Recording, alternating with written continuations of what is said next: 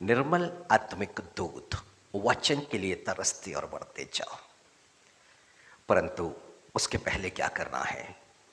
वचन को ग्रहण करने से पहले हर तरह का बैर भाव डहा ईर्ष्या सब बातों को मन से दूर करना है। ये वो बातें हैं जो वचन को ग्रहण करने नहीं देगी। ये वो बातें हैं जहां पर वचन फलवंत नहीं होगा। वचन को ग्रहण करने से पहले इस मन को खाली करना। आइए अपनी आंखों को बंद करें, कुछ पल अपने मन को प्रभु यीशु की तरफ लगाएं। हाँ मेरे यीशु मसीह, ये मन सारी मलिनता से भरा हुआ है। इस मन के अंदर में ना जाने कितने लोगों के लिए बैर की भावना है, डहा है, कोई बढ़ रहा है तो उससे ईर्ष्या भी है। ये मन बहुत ही गंदा हो चला प्रभु जी, और मलिनता को धोने के लिए एक सोता फूट निकलेगा। यही तो आपके पवित्र वचन में लिखा प्रभु जी। आज वो सोता हम पर बहने थे प्रभु जी, वो सोता हमारे मन को स्पर्श करे प्रभु जी। इस मन को हर एक मलिनता से शुद्ध कर दीजिए प्रभु जी।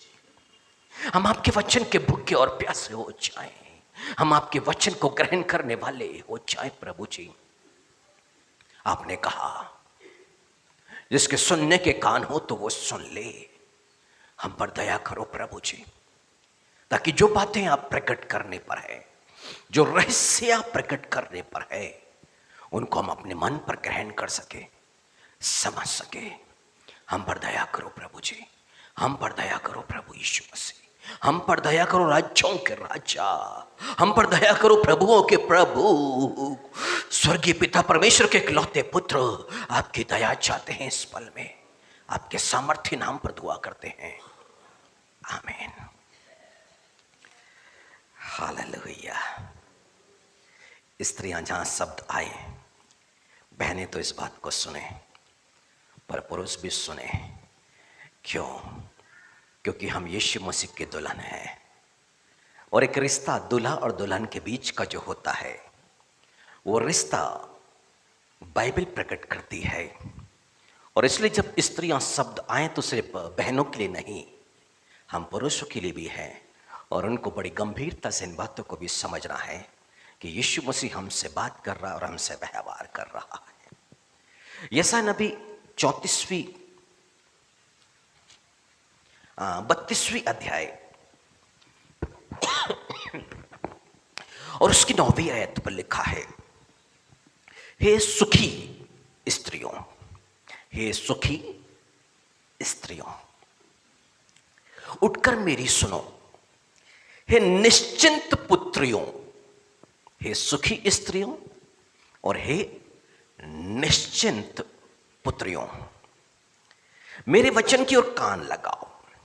हे निश्चिंत स्त्रियों, वर्ष भर से कुछ ही अधिक समय में तुम विकल हो जाओगे, क्योंकि तोड़ने को दाख ना होगी, ना किसी भांति के फल हाथ लगेंगे। हे सुखी स्त्रियों, थरथराओ, और हे निश्चिंत स्त्रियों, विकल हो, अपने अपने वस्त्र उतारकर अपने अपने कमर में टाट कसो। वे मनोहर खेती और फलवंत दाखलताओं के लिए छाती पीटेंगी। मेरे लोगों के लिए प्रसन्न नगर के सब हर्ष भरे घरों में भी भांति भांति के कटीले पेड़ उपजेंगे, क्योंकि राज्य भवन त्यागा जाएगा, कोलाहल से भरा नगर सुनसान हो जाएगा, और पहाड़ी और उन पर के पहरुओं के घर सदा के लिए मांदे, और जंगली गधों के विहार स्थान और घरेलू पशुओं की चराई उस समय तक बने रहेंगे। आगे बाद में पढ़ेंगे। सुखी स्त्रियों, निश्चिंत स्त्रियों, इसका मतलब है सांसारिक चीजों को प्राप्त करने के बाद जिनका जीवन निश्चिंत होता चला गया, प्रभु की संगति से दूर होते चले गए, प्रार्थना से मन ऊबने लग गया है, और वो प्रार्थना जो सिर्फ ऊपरी तरह से हो रही है, मन से नहीं हो रही है, ऐसे लोगों से परमेश्वर का वचन, भविष्यवाणी का वचन बातें कर रहा है। भविष्यवाणी का वचन है ये। इसका मतलब है कि परमेश्वर का वचन कह रहा है कि हे सुखी स्त्रियों, यह हे निश्चिंत, जो अपने भविष्य के प्रति अपने मन में किसी भी तरह से चिंतित नहीं है, ना अपने लिए, ना अपने संतानों के लिए, ना अपने परिवारों के लिए।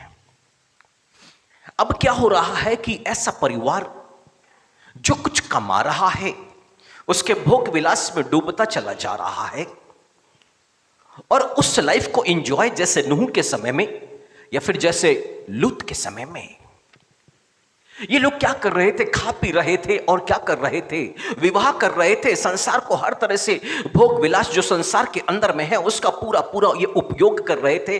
और वो दिन, खतरनाक दिन आ गया। यहां पे एक चेतावनी है। परमेश्वर एक बात को नोटिस करता है, जब मनुष्य कंगाली में होता है, जब पैसा नहीं होता है, बीमारी होती है, तमाम तरह के दुख तकलीफ परेशानी, वो दर दर भटकता है, वो घर घर मीटिंग में जाता है, वो घर घर हर चर्च में जाएगा। कौन सा परमेश्वर का सामर्थ्य दास मिल जाए जो हमें एक सच्चा वचन, सच्चा रास्ता दिखा दे। उनकी भूख और प्यास प्रार्थना में बढ़ती चले जाती है, और जब परमेश्वर की आशीष आना शुरू होती है और धीरे धीरे वो संगति से दूर होना शुरू होते हैं, मन उनका ऊबने लग जाता है, प्रार्थना में वो अब समय दे नहीं पाते हैं और नाम की प्रार्थना होती है। इसका मतलब है कि सांसारिक भोग विलास में वो डूबते चले जाते हैं और वो निश्चिंत होते चले जाते हैं। और यहां लिखा है सुखी स्त्रियों, उनके लिए चेतावनी है। और क्या चेतावनी? ये भविष्यवाणी का वचन है। किसी भी पल जब ये प्रकट होता है उसके बाद वो घटनाएं घटती है और होती भी चली जाती है। और क्या कि अभी बाइबल कहती है कि हे सुखी स्त्रियों थरथराओ, हे निश्चिंत स्त्रियों विकल हो और अपने वस्त्र उतारकर अपनी कमर में टाट कसो। और क्यों कसो? कि अब फलवंत दाखलता ना मिलेंगी। आत्मिक अर्थ है इसके। परिवार के अंदर में जो जो पवित्र आत्मा के फलों से लदे हुए थे, कुछ समय के बाद में वो फल नदारत होने वाले हैं। वो जो आत्मा के फल परिवार के कुछ लोगों में नजर आ रहे थे वो सब नजर नहीं आएगा। और जब वो सब नजर नहीं आएगा तो क्या हो जाएगा? वहां पर जंगल हो जाएगा। जंगल के अंदर में अशांति होती है। जंगल के अंदर में जंगली पेड़ और पौधे होते हैं। और बाइबल यहां पर ऐसा ही कह रही है कि वहां पर सब ये नहीं रहेगा तो क्या रहेगा? कटीले पेड़ उपजेंगे। कोलाहल, जो आनंद का माहौल घर के अंदर का होता है वो सब चला जाएगा और क्या हो जाएगा? सुनसान होता चला जाएगा। अनुभव करके देखें, एक समय में घर के अंदर में कितनी चहल पहल थी, परंतु अब वो चहल पहल समाप्त हो रही है। अब क्यों? लोगों के कदम घर पे नहीं पड़ रहे हैं, वो सूना सा होता चला जा रहा है और आत्मिक रूप से अंधकार की शक्तियां वहां पर अधिकार कर रही हैं। और ऐसे घर में जब इंसान होता है तब मानसिक अशांति को अनुभव करता है। जंगल में शांति नहीं होती है। रात को उल्लुओं का आवाज आना शुरू, और दिन के समय यदि आप देखें तो जो जानवर घास फूस खाते हैं उनको खाने के लिए भी वहां पे जो भी मौजूद है उनके लिए है, पर ये किसके लिए है? मांसाहारी जानवरों के लिए है। सब एक दूसरे के भरोसे वहां पर जी रहे हैं। वहां पर कहीं भी कुछ भी अशांति और अशांति, कुछ भी शांति वहां पर नहीं होती है। एक जंगल आत्मिक रूप से उन अर्थों को दिखा रहा है, उन बातों को दिखा रहा है, वो विजन हमारे सामने रख रहा है कि जिस घर में स्त्रियां, चाहे वो पुरुष भी हों, जो यीशु की दुल्हन कहलाते हैं, जहां पर वो लापरवाह हो गए वहां पर ऐसा ही आचरण हो जाता है, ऐसा ही माहौल हो जाता है। मतलब कि जंगली स्वभाव वहां पर पैदा होना शुरू हो जाता है। सब एक दूसरे को काटने के लिए दौड़ते हैं, सब एक दूसरे पर दोषारोपण करना शुरू करते हैं। एक माहौल जो वहां का है वो जंगल जैसा हो जाता है। शांति की कमी वहां पर है। और इसलिए परमेश्वर क्या कह रहा है? जितना सुख उठाना है उठा लो, जितना निश्चिंत रहना है रह लो, पर अंत क्या होगा उसका? घर कोलाहल नहीं रहेगा, सूना पड़ जाएगा। घर के अंदर का जो माहौल है पूरा जंगल जैसा हो जाएगा। रात में लेटोगे तो डर लगेगा, दिन में बैठोगे तो डर लगेगा। हाँ, वातावरण में डर और डर और डर आ जाएगा। भविष्य के प्रति और डर पैदा होने लग जाएगा। एक ऐसा माहौल है वो। क्यों परमेश्वर ने ये बातों को यहां पर लिखा है? क्योंकि परमेश्वर दिख रहा था यरूशलेम की जो स्त्रियां थी वो कुछ ऐसा ही है। जब पलिश्ती आते हैं, आक्रमण करते हैं, तब ये तो प्रार्थना में डूब जाया करते हैं, और जब सब ठीक हो जाता है, परमेश्वर ज्यों का त्यों कर देता है, फिर ये लापरवाही का जीवन में चले जाते हैं। जैसे जैसे मनुष्य सामर्थ्य होता चला गया, जैसे जैसे उसके पास में अच्छा पैसा आने लग गया, और वैसे वैसे उसकी संगति कटने लग गई। उनका दोस्ती का जो तरीका है वो अलग होने लग गया। अब वो उस कंगाल घर में मीटिंग के लिए नहीं जाते, अब वो कंगालों के साथ नहीं बैठते। अब उनकी सोच और समझ में फर्क आ गया, रहन सहन में फर्क आ गया, उनका रहन सहन का तरीका बदलता चला गया। क्यों? पैसा उनके चरित्र को बदल रहा है, उनके रहन सहन को बदल रहा है, उनकी संगति का दायरा अलग हो जाता है। हो परमेश्वर इन बातों को नोटिस करता हुआ यहां पर आत्मा के द्वारा यशायाह नबी पर प्रकट करता है। अब कुछ समय बीतने के बाद में वो कोलाहल भी समाप्त हो जाएगा। वो जंगल जहां पर अशांति और अशांति होती है, वैसा ही वो घर हो जाएगा। क्यों? क्योंकि आत्मिक रूप से वहां पर शैतान का कंट्रोल आ जाएगा, शैतान का प्रभाव, शैतान का अधिकार। इसका मतलब है परमेश्वर उनसे बातें कर रहा है जो अपने परिवार के अंदर में इन बातों से जूझ रहे हैं। और ये सत्य है, झूठ नहीं, ये सत्य है। हम अपने आचरण को देखें, अपने व्यक्तिगत जीवन को देखें, अपने पिछले जीवन को देखें और आज के जीवन को देखें। परमेश्वर का आत्मा आपसे बातें करेगा। नए नियम के अंदर में आकर के यीशु मसीह ने यरूशलेम की स्त्रियों से बातें करी, मेरे लिए मत रोना, अपने लिए और अपने बालकों के लिए रोना। रोने का अर्थ है प्रार्थना करते रहो, प्रार्थना करते रहो, आंसू को बहाते रहो, डूबे रहो संगति में, प्रार्थना में डूबे रहो। मेरे लिए रोने की आवश्यकता तुम्हें नहीं है। यीशु मसीह के लिए, यीशु मसीह क्रूस पर चढ़ाया गया, मारा गया, क्या क्या दुख हो रहे हैं उसके लिए आंसू को बहाने की आवश्यकता नहीं है। वो तो हो चुका, उद्धार का कार्य हो चुका। यीशु मसीह अब क्या कह रहे हैं कि अब तुम्हें किसके लिए रोना है? अपने आप के लिए रोना है और अपनी संतानों के लिए रोना है। तुम्हें आंसू बहाना है।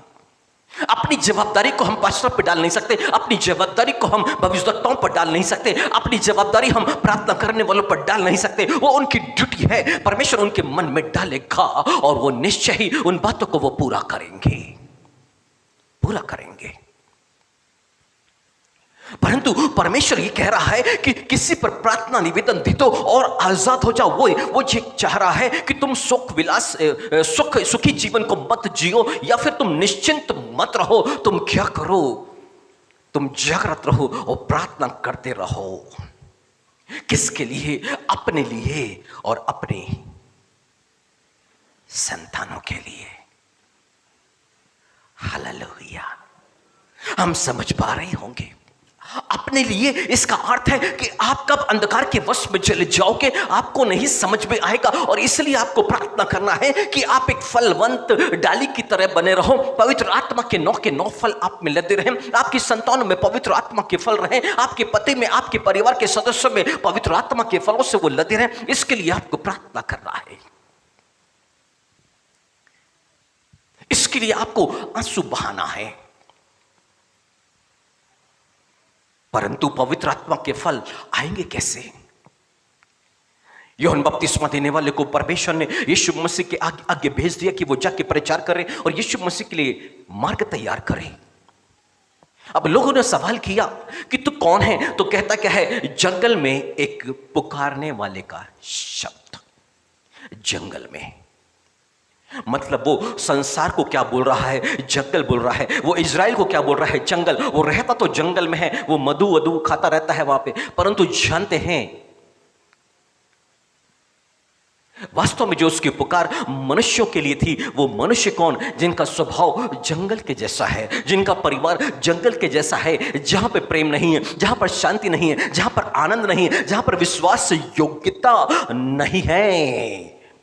पति को छोड़ के पत्नी कहीं जा रही है, पत्नी को छोड़ के पति कहीं जा रहा है, विश्वास योग्यता नहीं है, संयम नहीं है, आंखों की अभिलाषा पे संयम नहीं है, शरीर की अभिलाषा पे संयम नहीं है, विवाह तो कर लिया है, परिवार के प्रति जवाबदारी नहीं है, शराब में इंसान डूब रहा है, गुटखों में इंसान डूब रहा है, नाना प्रकार के अभिलाषाओं में इंसान डूब रहा है, वो सिर्फ अपने लिए जी रहा है। यदि जंगल के अंदर में आप देखो तो जानवर सिर्फ अपने लिए और अपने लिए जीता है।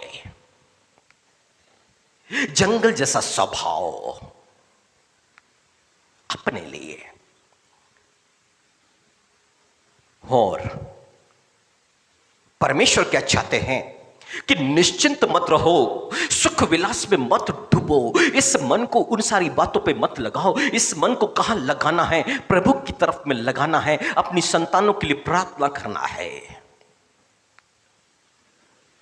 ठीक है, 6, 7, 8 क्लास तक बच्चे अच्छे रहते हैं, कंट्रोल में रहते हैं, परंतु 11, 12 के बाद में कॉलेज में आते आते अब उनके चाल चलन में फर्क आना शुरू होता है। यदि जो माता पिता जागृत हैं और प्रभु में अपने बच्चों को रखते हैं और खुद प्रभु में रहते हैं, तो वहां पर संतान तो आत्मिकता में सही पड़ती है, परंतु जहां वो सुख विलास में डूब जाते हैं और वहां पर संतान हाथों से या परमेश्वर के हाथों से या परमेश्वर के राज्य से निकल जाती है। हालेलुया।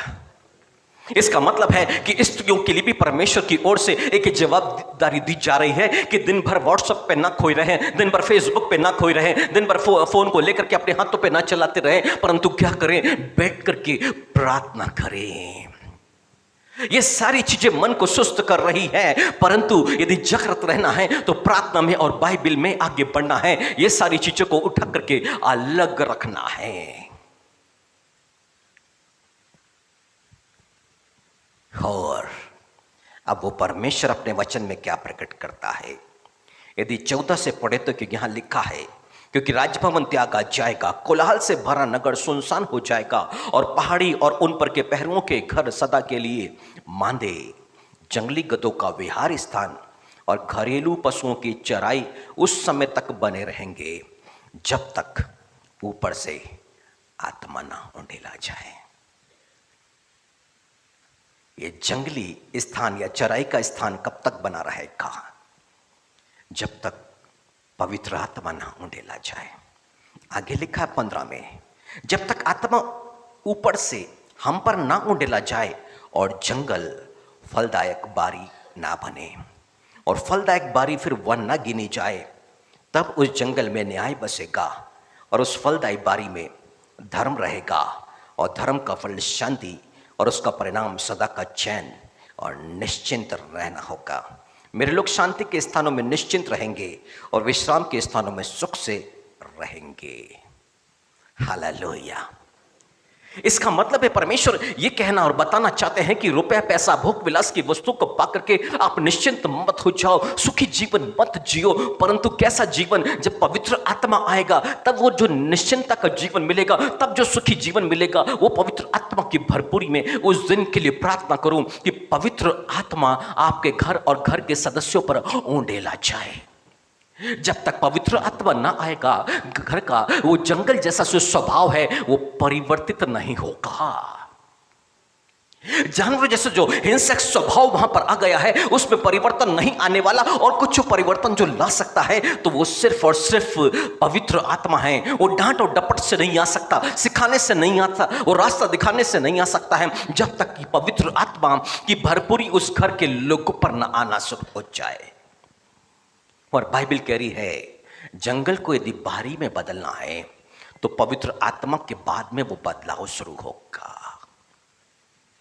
और जब पवित्र आत्मा आ जाएगा तो परमेश्वर की धार्मिकता वहां आ जाएगी और धर्म का जो फल होता है वो शांति, वो वहां पर आ जाएगी। मतलब धार्मिकता यानी कि यीशु मसीह की मौजूदगी, उसकी प्रेजेंस बार बार सालों से एक बात सिखाई जा रही है और बताई जा रही है। वो कौन सी बात है कि 3 ज्योतिषी चले हैं यीशु मसीह से मुलाकात करने के लिए, यीशु मसीह की वर्शिप करने के लिए, यीशु मसीह की आराधना करने के लिए। वो पहुंच गए हैं और बाइबल ऐसा बताती है कि यीशु मसीह का जो जन्म हो बेतलहम के गौशाले में हुआ है। बेतलहम के गौशाले में हुआ है, पर जहां यीशु का जन्म हुआ है वहां पर ये 3 ज्योतिषी पहुंच गए हैं। और बाइबल 2:11 मत्ती के सुसमाचार में लिखा है, 2:11 में लिखा है, उन्होंने उस घर में पहुंच के उस घर में पहुंच के बालक और उसकी मां तक जहां पर थे उस बालक के आगे दंडवत किया, यीशु मसीह के आगे दंडवत किया। बाइबल बताती यीशु मसीह का जन्म गौशाले में हुआ है और यीशु मसीह और उसकी माता और उस वहां पर यूसुफ उस गौशाले पर मौजूद है। गौशाला मतलब जानवरों का तबेला, जहां पे गाय बैल भेड़ बकरी सारी चीजों को बांधा जाता। जब भी गौशाला बनाएंगे देखेंगे सारे के सारे जानवर वहां पर मौजूद है, मतलब जहां का जंगली स्वभाव है। यीशु मसीह का जन्म वहां पर, अब वहां पर बाइबल गौशाला नहीं कहती, अब बाइबल कहती है उन्होंने उस घर में प्रवेश किया। यीशु मसीह के आगमन से गौशाला घर में तब्दील हो गया, गायों के रखने का स्थान घर में तब्दील हो गया है। और बाइबल यही कह रही है कि जब तक ऊपर से आत्मा न उंडेला जाए तब तक वहां पर वो बारी नहीं बनेगी, मतलब फलदायी बारी, जहां पर पवित्र आत्मा के 9 फल हों। ऐसे लोग वहां पर मौजूद होने हैं तो पवित्र आत्मा का आना जरूरी है। और यदि पवित्र आत्मा से इंसान भरने लग गया तो वो प्रेम करने लग जाएगा। पवित्र आत्मा से भरा हुआ इंसान शांति में रहेगा, घर में अशांति को नहीं फैलाएगा। पवित्र आत्मा से भरा हुआ व्यक्ति आनंदित रहेगा, घर में दुख और तकलीफों को नहीं फैलाएगा। पवित्र आत्मा से भरा हुआ व्यक्ति विश्वासी योग्य रहेगा, ना वो पति को धोखा देगा, ना वो पत्नी को धोखा, ना बच्चे अपने माता पिता को। पवित्र आत्मा से भरे हुआ इंसान विश्वासी योग्य ईमानदार हो जाएंगे। पवित्र आत्मा से भरा हुआ इंसान संयमी हो जाएगा, बोलचाल में भी संयम रखेगा, अपनी आंखों की अभिलाषा में भी संयम रखेगा और शरीर पर भी संयम, सेल्फ कंट्रोल। पवित्र आत्मा से भरा हुआ व्यक्ति अब बुराई का खोजी नहीं होगा, वो भलाई और भलाई और भलाई का खोजी हो जाएगा। पवित्र आत्मा से भरा हुआ व्यक्ति अहंकारी नहीं होगा, वो विनम्र हो जाएगा, वो नम्र बन जाएगा। हालेलुया। पवित्र आत्मा यानी कि यीशु मसीह का स्वभाव उस व्यक्ति के अंदर में आ जाएगा। परंतु करना क्या है? पवित्र आत्मा से भरने के लिए प्रार्थना करना है और कुछ नहीं। वही पवित्र आत्मा जो परमेश्वर के भय का आत्मा है, वही पवित्र आत्मा जो बुद्धि का आत्मा है, वही पवित्र आत्मा जो ज्ञान और समझ का आत्मा है, वही पवित्र आत्मा जो पराक्रम का आत्मा है। सारे वरदानों से, सारे फलों से लदा हुआ है वो पवित्र आत्मा, वो परिपूर्ण है, उसी में बुद्धि, उसी में समझ, सब कुछ उसी में मौजूद है। परंतु यीशु मसीह क्या कहते हैं? यीशु मसीह के विषय में क्या लिखा है? दुआ देती बाती को वो पूछने नहीं देगा। जिन्होंने पवित्र आत्मा का अभिषेक पाया है, आज्ञा उल्लंघन के चलते पवित्र आत्मा बुझने लग गया है, वापस संसार और संसार की बातों में वो खींचने लग गए हैं, आंखों की अभिलाषा के पीछे, शरीर की अभिलाषा के पीछे भागने लग गए हैं। वापस वो प्रार्थना करें, क्योंकि यीशु मसीह के विषय में लिखा है दुआ देती बाती, मतलब जिसमें तेल खत्म हो गया है उसको बुझने नहीं देगा, वापस तेल की भरपूरी और फिर से वो दीपक जलने लग जाएगा। हालेलुया। हम 5 मूर्ख स्त्रियों की तरह नहीं जिनकी कुप्पी में तेल खत्म हो गया है पर फिर भी वो ऊँग रही हैं। ऊँगने का मतलब है मानसिक रूप से सुस्त पड़ जाना, मानसिक रूप से सुस्त पड़ जाना। वचन को सुनने के बाद भी जागृति नहीं आती है कि नहीं, अब जो लापरवाही हो गई छोड़ करके आगे बढ़े, पाप हो गया तो चलो छोड़ो, अब आगे बढ़ो। एक भीड़ जो होती है और जगह जगह आप पढ़ेंगे और लिखा है कीचड़ में गिरने के बाद में बार बार निकलने की कोशिश करती है, उसमें वो रहना नहीं चाहती है। और यदि हम यीशु मसीह की भीड़ों में से हैं, कीचड़ में गिर गए हैं, कोई बात नहीं, निकलने का प्रयास करें, वो निकालेगा। Hallelujah, hallelujah.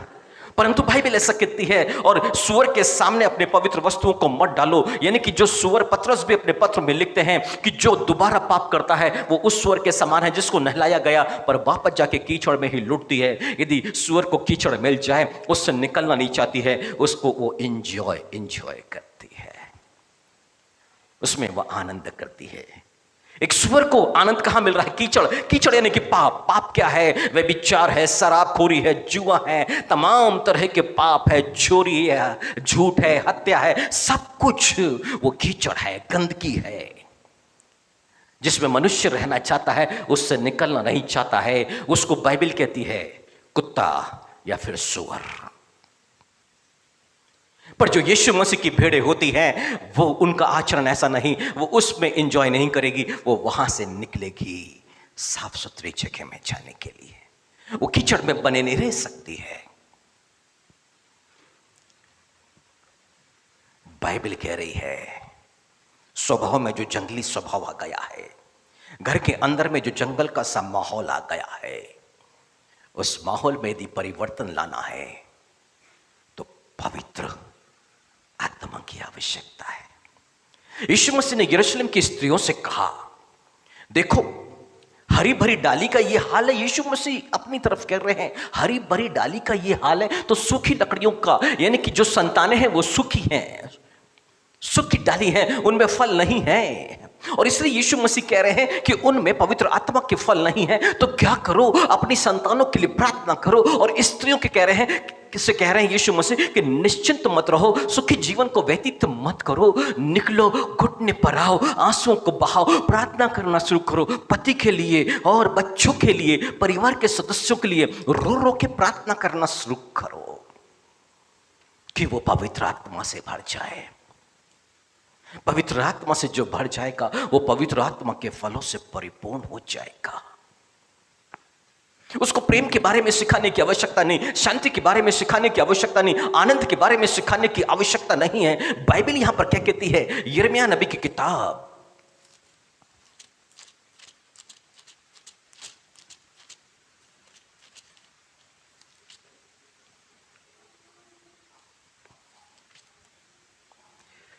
इकतीस का 33 यहां पर लिखा, परंतु जो वाचा मैं उन दिनों के बाद इजराइल के घराने से बांधूंगा वह यह है, मैं अपनी व्यवस्था उनके मन में समाऊंगा और उनके हृदय पर लिखूंगा।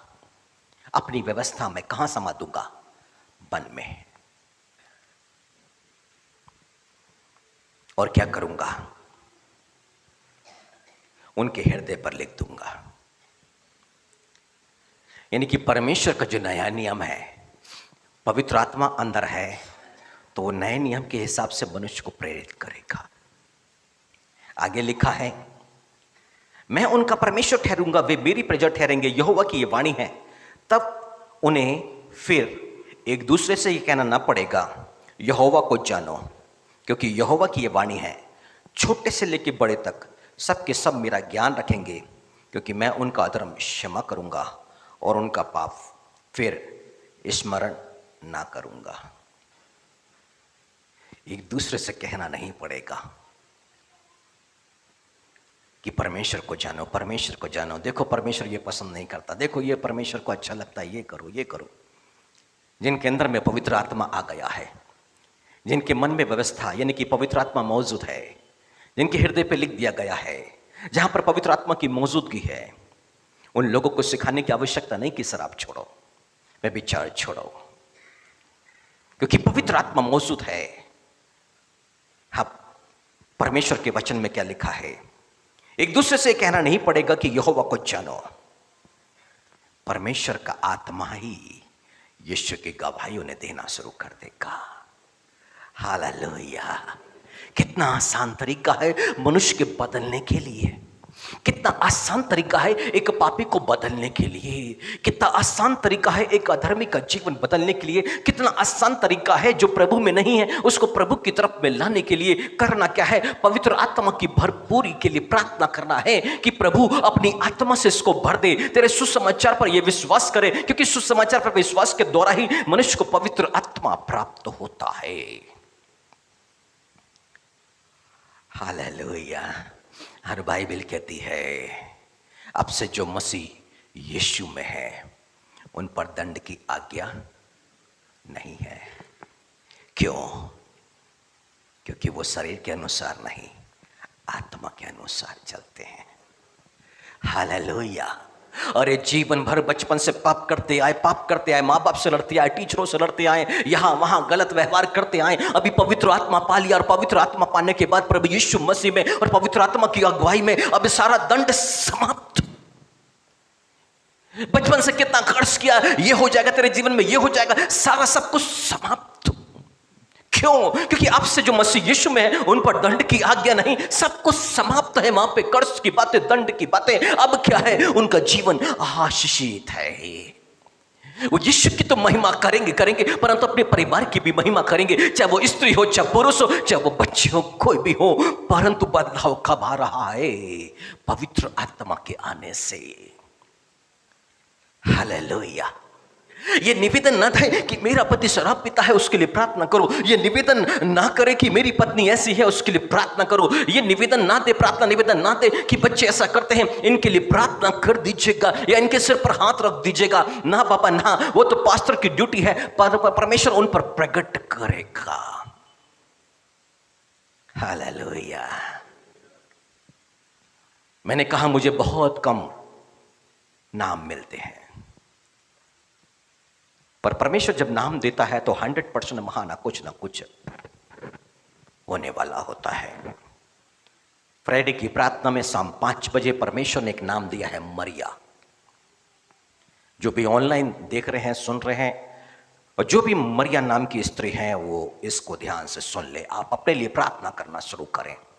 आपके जीवन में कुछ मुश्किलें घटने वाली है, और परमेश्वर ने यह नाम मुझे इसलिए दिया है कि मैं आपके लिए प्रार्थना करूं। पर आप भी लापरवाह ना रहें, आप प्रार्थना में बने रहें।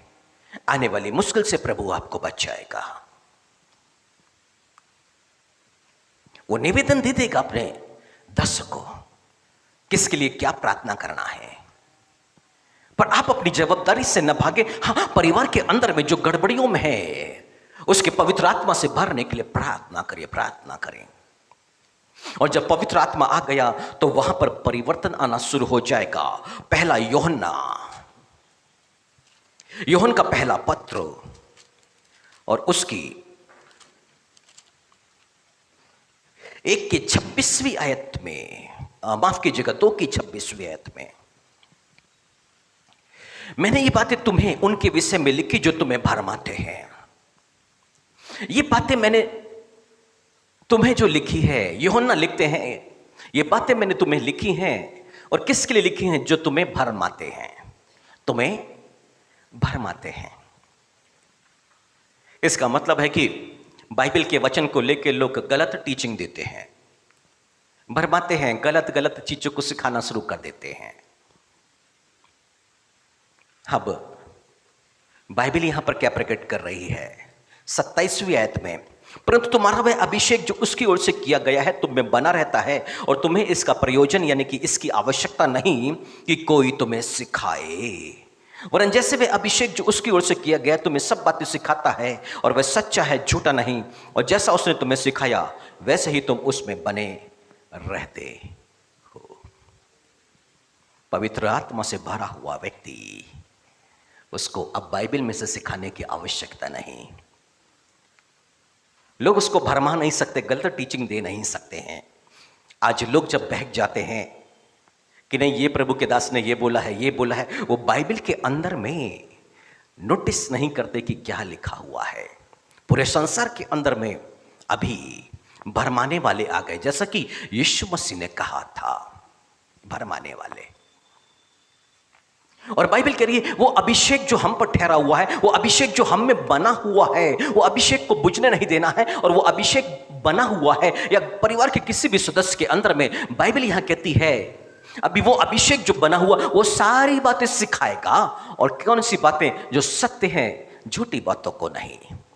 अब ऐसा मनुष्य जो पवित्र आत्मा से भरा हुआ है, किसी और व्यक्ति को उसको सिखाने की आवश्यकता नहीं, वो कंफ्यूज नहीं हो सकता है, क्योंकि पवित्र आत्मा जो अंदर में मौजूद है वो अंदर से सारी बातों को प्रकट कर रहा है। हालेलुया। मैंने जब पवित्र आत्मा के अभिषेक को पाया 2003 में, और मेरे मन के अंदर में एक बात पैदा हो गई कि मूर्ति पूजा पाप है, तो मैं अपने चर्च के जो प्रीस्ट हैं, हमारे जो फादर रोमन कैथलिक्स में मैं गया, मैंने बोला देखिए इस पे लिखा है कि मूर्ति की पूजा नहीं करना है। बोले नहीं नहीं नहीं, अपन तो यीशु की मूर्ति बना के पूजा करते हैं, उसमें वो कुछ नहीं है, आपको गलत हो गया है, आप ये सब मत सोचो, वो कर सकते हैं अपन। फिर मुझे बोला गया कि आप आइए भंवरताल गार्डन के सामने होली ट्रिनिटी चर्च, थर्सडे के दिन आप प्रचार कर दो। हमने एक दिन प्रचार किया, पर वर्शिप के लिए हम मूर्ति के सामने नहीं पहुंचे। तो रिमझा चर्च से वहां पे एक प्रीस्ट आए थे, उन्होंने इसका विरोध किया कि नहीं, इनको प्रचार के लिए जगह न दिया जाए, ये मूर्ति के विरोध करते हैं। और मैं चला गया, उसके बाद से हमें तो प्रचार वहां नहीं दिया गया। पर मैं प्रभु से प्रार्थना किया कि अभी किसी मनुष्य से पूछने से अच्छा, अभी बाइबल में लिखा है वो अभिषेक यदि तुम में बना हुआ है तो वो तुम्हें सारी बातें सिखाएगा। ठीक है, मुझे कुछ जवाब नहीं मिला। सुबह का समय, मैं नहाने की तैयारी में हूं, मुझे निकलना है अपने बिजनेस के काम से। और क्यों ऐसा मन किया कि मैं टॉवल लपेटा हुआ जाके चेयर पे बैठ गया, अपने टेबल पर बैठ गया, और बाइबल थी और मैंने उसे खोला तो अंदर से एक आवाज आई, उत्पत्ति की किताब को पढ़। और मैंने उत्पत्ति को पढ़ना शुरू किया। और जब मैं उस स्थान पर पहुंचा कि हवा के पास में वो इब्लिस, वो अजगर आ गया है उस भले बुरे ज्ञान के वृक्ष के ऊपर में, और आकर के एक सवाल किया, क्या परमेश्वर ने तुम्हें सारे वृक्ष के फल खाने से मना किया है? मैंने पढ़ा और बंद किया और मैं नहाने के लिए अंदर चला गया। परंतु पवित्र आत्मा ने बेचैन किया मुझे।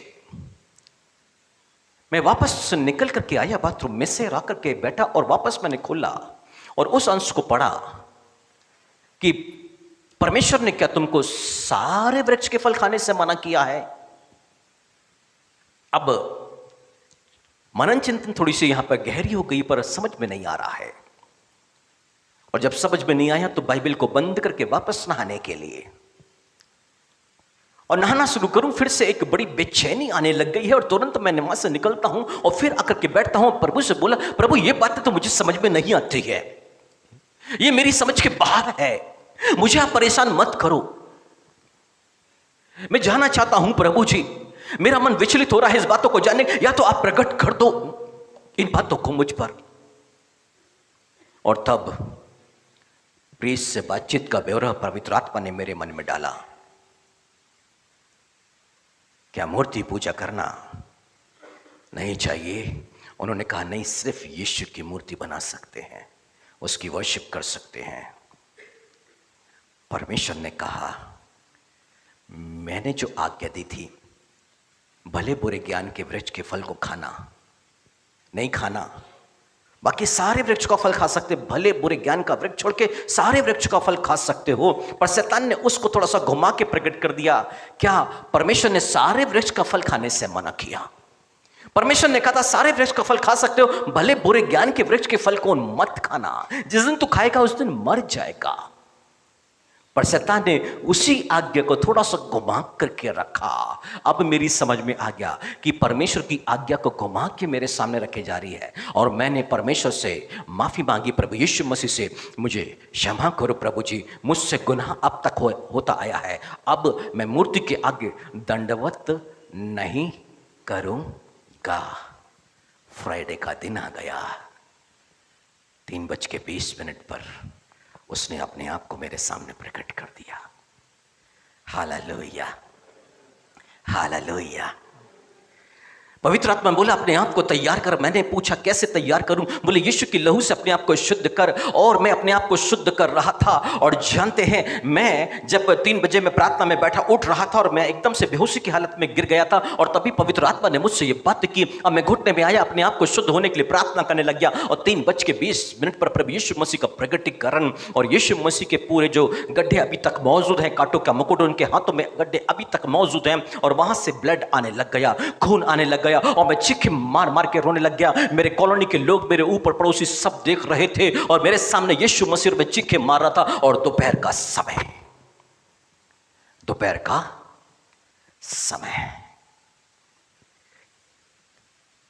और जानते हैं, वचन में लिखा है, जो अब जानबूझ के पाप करता है वो यीशु मसीह को दोबारा क्रूस पर चढ़ाता है।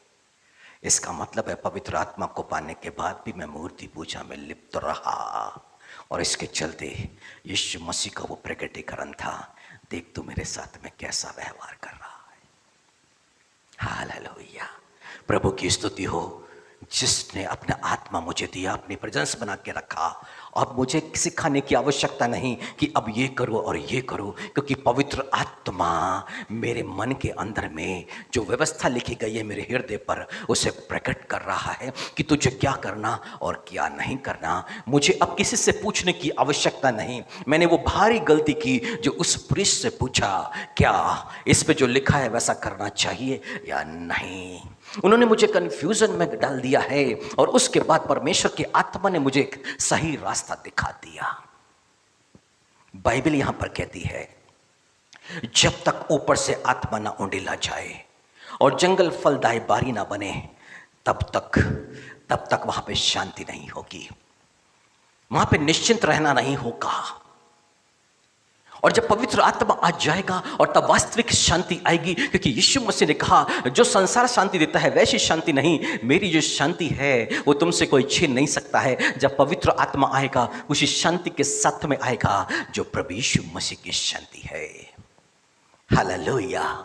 उसका आनंद कब आएगा? पवित्र आत्मा का जो फल आनंद है, वो आनंद कब आएगा? जब कुछ मनुष्यों को एक धनवान व्यक्ति ने तोड़े दिए थे, किसी को 5, किसी को 2 और किसी को 1। बोले इससे बिजनेस करो, मैं लौटने पर आऊंगा ना तो लौट के मैं तुमसे हिसाब किताब लूंगा। जिसने 5 तोड़े दिए गए थे उसने उससे बिजनेस किया, उसको 10 कर लिया। जिसको 2 थे डबल कर दिया, 4 कर दिया। और जिसके पास में 1 था उसको वैसा ही रखा हुआ था। पर 5 वाले से क्या बोला? तो थोड़े में विश्वास योग्य रहा, अब मेरे आनंद में सहभागी हो जा। हालेलुया। यीशु मसीह की आज्ञा मानने से जो कुछ हमें सौंपा गया है उसको पूरा करने से हम उसके आनंद में सहभागी होते हैं। आनंद ऐसे ही नहीं आता है। यदि आज उसका वचन आपके हाथों में सौंपा जा रहा है कि अपने ओंठ और अपने जीभ को निंदा करने से रोक करके रखो, तो आपको विश्वास योग्यता के साथ में इसको ग्रहण करके इस आज्ञाकारिता में आगे बढ़ना है। ये वो तोड़ा है जो आपको शांति और आनंद प्रदान कर सकता है। और जब इसको लेकर के आप इस पर बने रहेंगे, क्यों? क्योंकि अब ये मुझे सौंपा गया है। और यीशु मसीह जब आएगा तो पूछेगा, मैंने तेरे को वचन दिया था कि अपने जीभ अपने ओंठ को निंदा करने से रोक के रख, क्या तूने किया? हाँ, तो चल अब मेरे आनंद में सहभागी हो जा। हालेलुया। मेरे आनंद में। और ठीक है, अभी तेरे पास 5 थे, अभी तो ठीक है, इसको 10 नगरों पर अधिकार दे दो। हालेलुया। आपका कार्य क्षेत्र बढ़ रहा है, आपका बिजनेस, आपके जीवन पर शांति बढ़ रही है, उस पर ब्लेसिंग्स आते चले जा रही है, आप ऊंचा उठते जा रहे हैं, आपके जीवन पर उन्नति आ रही है। पर कब? जब एक तोड़ा जो सौंपा गया था या एक आज्ञा जो सौंपी गई थी उसको मानने का आपने प्रयास किया, और तब जाकर के यीशु मसीह के आनंद में हम सहभागी हो सके। हालेलुया। मुझ में रहे बिना तुम कुछ भी नहीं कर सकते। यदि पवित्र आत्मा बना हुआ है तो यीशु का आनंद प्राप्त करेंगे, पवित्र आत्मा बना हुआ है तो यीशु की शांति को भी प्राप्त करेंगे, और पवित्र आत्मा बना हुआ है तो ईश्वरीय प्रेम यानी कि अगापे प्रेम को भी प्राप्त करेंगे। Hallelujah, hallelujah. और जब वो वाला प्रेम आ जाएगा ना, पवित्र आत्मा का पहला फल प्रेम आ जाएगा ना, तब बाइबल कहती है प्रेम बुरा नहीं मानता है, वो बुरा मानना छोड़ देगा। वो वाला प्रेम आ गया ना जो ईश्वरीय प्रेम, अगापे प्रेम है। प्रेम बुराई नहीं करता, वो बुराई करना छोड़ देगा। हालेलुया। जब ईश्वरीय प्रेम, अगापे प्रेम आ जाएगा ना, तो वो बाइबल ऐसा कहती है कि प्रेम अपनी भलाई नहीं चाहता, वो दूसरों की भलाई चाहता है। हालेलुया। वो अपनी भलाई की नहीं, वो दूसरों की भलाई के बारे में सोचना शुरू कर देगा। वो अनरीति से प्रसन्न नहीं होगा, वो किससे? वो सत्य यानी कि परमेश्वर के वचन से प्रसन्न होने लग जाएगा। पर कब? जब पवित्र आत्मा का प्रेम वहां पर आ जाएगा। तो अगापे प्रेम जो कुछ मांग नहीं करता है, बस करता जाता है, करता जाता है। वो किसी से जो कुछ किया उसके बदले में कुछ नहीं चाहेगा, बस करना है, करना है और करना है। हालेलुया। चरित्र कौन बदल रहा है? पवित्र आत्मा। चरित्र कौन बदल रहा है? पवित्र आत्मा के द्वारा प्रदत्त ये जो 9 फल है ना, ये पूरी तरह से मनुष्य को बदल रहे हैं। एक मनुष्य के अंदर में कौन सा स्वभाव, कैसा स्वभाव है, वो उस बात को आप नोटिस ना करें, पर ये करें यदि पवित्र आत्मा से ये व्यक्ति भर गया तो ये कुछ और ही हो जाएगा। हालेलुया। क्यों? क्योंकि शमूएल ने ना अभिषेक कर दिया है साउल का, बिन्यामीन वंश से है। इजरायली मांग कर रहे, हमको राजा चाहिए, राजा चाहिए। परमेश्वर ने बोला ठीक है, इसका अभिषेक कर दो। किसका? साउल का अभिषेक कर। और शमूएल ने साउल का अभिषेक कर दिया। उसको बोला अभी तू जाएगा ना तो ये चिन्ह प्रकट हो जाएंगे, और वहां पे कुछ भविष्यद्वक्ता तुझे मिलेंगे जो भविष्यवाणी कर रहे थे, और जब तू उनसे मिलेगा ना, तब तू पवित्र आत्मा से भर जाएगा और तू बदल के कुछ और ही हो जाएगा। Hallelujah, hallelujah. वो सबसे छोटा जो वंश है ना, किसके? याकूब के 12 वंश में सबसे छोटा बेटा जो बिन्यामीन है ना, उस वंश में से आया है। वहां से राजा निकलने की कभी बात ही नहीं की गई थी, पर वो अभिषेक आया ना तो वो राजाओं के समान व्यवहार करने लग गया। हालेलुया।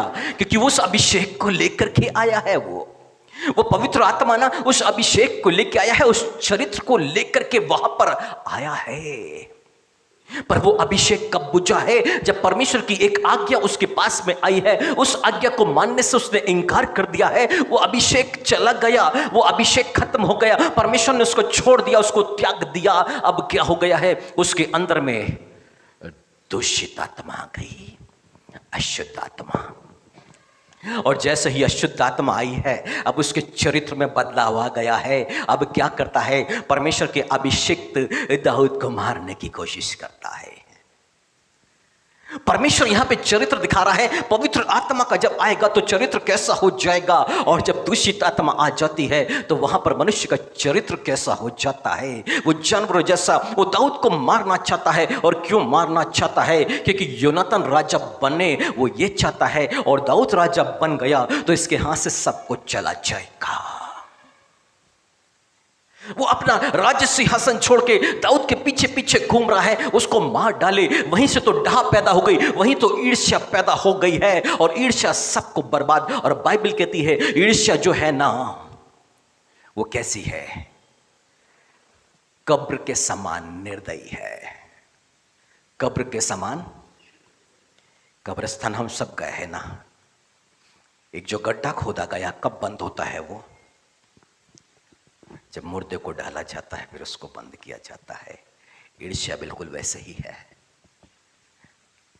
वो सामने वाले को पूरी तरह से बर्बाद होती देखना चाहती है। अशुद्ध आत्मा क्या कर रही है? जंगली स्वभाव पैदा कर रही है। और इसी स्वभाव से तो आजाद करने के लिए हमें पवित्र आत्मा दिया गया है। और बाइबल कहती जहां प्रभु का आत्मा वहां स्वतंत्रता है। इन सारे स्वभाव से, जंगली स्वभाव से मनुष्य स्वतंत्र हो जाएगा। परंतु अब पवित्र आत्मा क्या करेगा? प्रभु यीशु मसीह के जैसा उसको बदलना शुरू कर देगा। और कैसे? अंश अंश करके बदल देगा। जो एक परिवार के सदस्य के अंदर में शैतान नजर आ रहा है, विश्वासघाती नजर आ रहा है, ना जाने क्या क्या नजर आ रहा है, दुष्ट नजर आ रहा है, परंतु अब जब परमेश्वर का आत्मा आ गया है तो परमेश्वर का आत्मा क्या करेगा? उसे प्रभु यीशु मसीह के जैसा बना देगा। Hallelujah, hallelujah. हम में से कितने ऐसे हैं जो अपने पति को प्रभु यीशु मसीह के जैसा देखना चाहते हैं, या अपनी पत्नी को प्रभु यीशु मसीह के जैसा देखना चाहते हैं, या अपनी संतानों को प्रभु यीशु मसीह, अपने भाई और अपने बहन को प्रभु यीशु मसीह के जैसा देखना चाहते हैं, तो पवित्र आत्मा से भरने के लिए प्रार्थना करें। हालेलुया, पवित्र आत्मा से भरने के लिए प्रार्थना करें। आप सिर्फ इतना प्रार्थना करें और बाकी तो परमेश्वर का काम है उसको पवित्र आत्मा से भरना। हालेलुया। मैं नहीं जानता मेरे लिए किसने प्रार्थना किया है, परंतु मैं उस व्यक्ति का धन्यवाद करता हूं, क्योंकि परमेश्वर यहां पर इंतजार कर रहा है कि कोई तो देश के निमित्त उस टूटे हुए बाड़े पे, नाके पे खड़ा हो और प्रार्थना करे कि मुझे उस देश का नाश न करना पड़े। मेरे टूटे हुए बाड़े पे कोई तो खड़ा था जिसने प्रार्थना किया है और उसके बाद मेरे को अभिषेक मिला है। क्योंकि मेरी आंटी जो मंडला में रहा करती थी, अब उनकी तो डेथ हो गई है। वो टीवी देख रही थी और टीवी देखते समय भाई डीजीएस दिनाकरण का एक प्रोग्राम चल रहा था और भाई डीजीएस दिनाकरण ने बोलना शुरू किया, लॉरेंस पवित्र आत्मा को ग्रहण कर, प्रभु तुझ पर अभिषेक दे रहा है। और वो मंडला में बैठे बैठे उन्होंने सोचा कि ये मेरा जो भांजा है इस पर पवित्र आत्मा उतरता तो कितना अच्छा होता। वो ऐसा सोच रही है भाई डीजीएस दिनाकरण को देख के, और उन्हें नहीं मालूम यहाँ जबलपुर शहर के अंदर में मैं पवित्र आत्मा से सेम टाइम पर, वो तो रिकॉर्डिंग वाला था, पर जिस समय वो प्रोग्राम आ रहा था शाम को 7 और 7:15 के आसपास करीब करीब आया करता था, और वही समय था जब मैं पवित्र आत्मा से भर रहा था। Hallelujah, hallelujah. इसका मतलब है कहीं तो कोई प्रार्थना करता है जब मनुष्य पवित्र आत्मा से भर जाता है, और पवित्र आत्मा फिर उसके व्यवहार को, उसके चरित्र को बदल देता है। हालेलुया। किसी परिवार में मैं पहुंच गया, उस समय मेरे पास में एलजी का काम हुआ करता था। उन्होंने मुझसे वॉशिंग मशीन ली थी और मुझसे उन्होंने फाइनेंस करवाया था। उनका एक बैंक में बैलेंस था, पर चेक बाउंस हो गया था, चेक बाउंस हो गया था। अब मैं चेक लेके उनके घर पहुंच गया। मैंने कहा आपका चेक बाउंस हो गया है, अभी मुझे आप पेमेंट कर दो। बोले भैया अभी तो बैंक में पैसा था, ये कैसे हो गया? मैंने कहा अब मुझे तो नहीं मालूम, परंतु 450 रुपये भी आप और दे दो, क्योंकि जो चेक बाउंस होता है उसके हम पेनाल्टी लगाते हैं, वो चार्जेस हैं। उन्होंने पासबुक दिखाई। मैंने कहा चेक तो बाउंस हुआ है, ये है, इस पर लिखा है कि सफिशिएंट बैलेंस नहीं है आपके अकाउंट में। पर मेरे स्वभाव को देख के, मेरे बातचीत के तरीके को देख करके उन्होंने बोला ये आप कैसी बातें कर रहे हैं, कितने विनम्र हो कि ऐसा तो कभी देखा नहीं था आपको, ऐसा तो कभी देखा नहीं था। मैंने गवाही देना शुरू करी, मैंने गवाही देना शुरू करी कि प्रभु ने मुझे कैसे कैसे परिवर्तित किया है। क्योंकि हम इंस्टॉलमेंट पे लोगों को सामान दिया करते और लोग पैसे नहीं देते, तो ऐसे लोगों का टोन कैसा होता है, कितनी गालियां बकते हैं, आप समझ सकते हैं। और सोचो वो स्वभाव से मैं एक नए स्वभाव में परिवर्तित था, पर कब? परमेश्वर की आत्मा के चलते। हालेलुया। और बैठे बैठे उन्होंने बोला हम भी प्रभु में आगे बढ़ना चाहते हैं। हालेलुया। और अब वो पास्टर हो गए, अब वो पास्टर हो गए हैं, वो प्रभु की सेवा करते हैं। Hallelujah, hallelujah. प्रभु ने सिर्फ उस आत्मा के द्वारा मुझे ही नहीं बदला, पर मेरे द्वारा न जाने कितने लोगों को उसने बदलना शुरू कर दिया है। आप सोचिए ना, परिवार में यदि आप पवित्र आत्मा की मांग करेंगे तो पवित्र आत्मा से भरने के बाद में वो जो परिवर्तन आएगा, खुद के जीवन में तो फर्क आएगा, पर बाकियों के भी जीवन में फर्क आएगा। और इसलिए जब यीशु मसीह सामरी स्त्री के सामने हैं तो यीशु मसीह क्या कहते हैं? तू जो जल भरने आई है ना, ये जो जल पी लेगा ना तो वो फिर प्यासा हो जाएगा, पर जो जल मैं तुम्हें दूंगा ना उसके बाद फिर प्यास नहीं लगेगी। यानी कि संसार की आप जितने भी चीजों को आप उपभोग करते चले जाएंगे, उसके बाद उसकी भूख और प्यास बढ़ते चले जाएगी। सामरी स्त्री ने एक इस समय था पवित्रता का जीवन जी रही होगी, पर कभी जाके उसको लगा और उसने एक पुरुष से फ्रेंडशिप करी और शारीरिक संबंधों को बना लिए।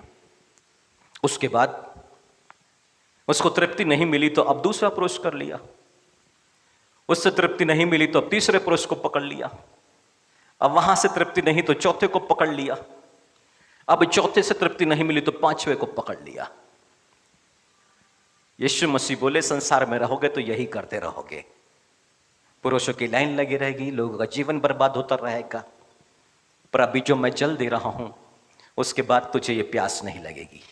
उसने कहा दे दे प्रभु जी, ये वाला जल मुझे दे दे, मैं फिर पानी भरने यहां ना आऊं।